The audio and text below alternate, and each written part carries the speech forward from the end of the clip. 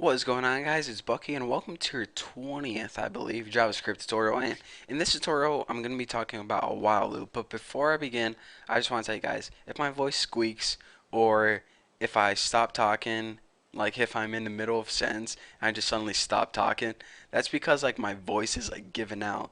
Like I can be in the middle of a sentence and my lips will still be moving but nothing's coming out. So I got this like mucus phlegm in my throat and it's no predicting what it does. So it's not my microphone, it's not your speakers, it's just my annoying, raspy voice. So you guys just got to deal with it, I guess. I apologize. But, anyways, let's go ahead and learn about this stupid thing called a while loop. Go ahead and, well, let me say this first of all. A while loop is basically the same as a for loop. All loops are pretty much the same. They do a certain bit of code over and over and over again until you tell it to stop. So why use a while loop and why use a for loop? Well, they're just set up a little bit different. The syntax is a little bit different. I think a while loop is a little bit easier to understand. Some people like for loops, and they're going to come across different situations where you can only use one or the other. But anyways, that's my little introduction, the history of the while loop. So let's go ahead, and the first thing that we need is a counter variable to keep track of how many times this loop actually loops. So x equals 1. We'll start it at 1, just like we did with the for loop. So now the syntax for a while loop is pretty simple. It's a while, and then you have in here, how long do you want the loop to last? Ugh. So let's go ahead and put x is less than 10. So this is pretty much going to loop this bit of code so long as x stays less than 10. So now we can either increment it by like 1, 2, 3, 4, 5, 6, 7, 8, 9, or 10.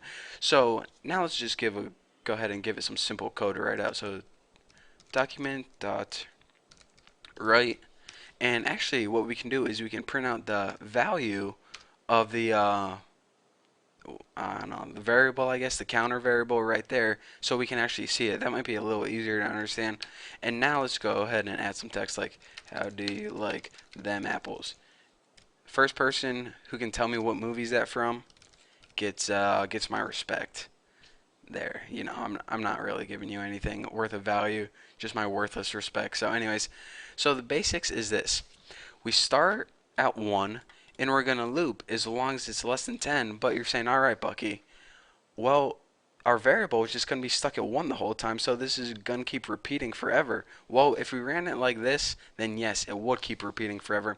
That's why we need to increment x slowly. So let's go ahead and add 1 x each time by using that shortcut we learned, x plus plus. And now let's go ahead and save it, run it, and see what happens. Actually, let me add a space right there, and there we go. So it says, how do you like them apples? 9 different times. So check it out. We started at 1, so that's why our loop started at 1. If we started at 6, it would start at 6, but we didn't. We started at 1, so the first time x was equal to 1, it ran the bit of code. The next time x was equal to 2, ran the bit of code. And it did this all the way down until it got to 9. X equals 9, I'm going to run this bit of code. Now the next time after this, x actually changed to 10. So then this while loop took a look at it and says, alright, is 10 less than 10? No, 10 is not less than 10. 10 is equal to 10. So therefore, I'm not going to run this bit of code because you only told me to run it when it's less than 10. So that is why you don't see 10, how do you like them apples, 11, 12, 13, or anything like that. That's why it stopped at 9. So anyways, that's the basics of the while loop. Again, it's pretty much the same as the for loop in these examples. The only difference is instead of having this and this and this all in the parentheses right here, they're kind of spaced out, and I kind of like it this way. It makes it easier to see, keep track of your variables, and keep track where you're incrementing. So anyways, that's all I have for you guys for this tutorial. Yeah, sorry, I wish I had some more valuable information, but I'm probably going to go take a Mucinex and cough up. Guys, let me say this.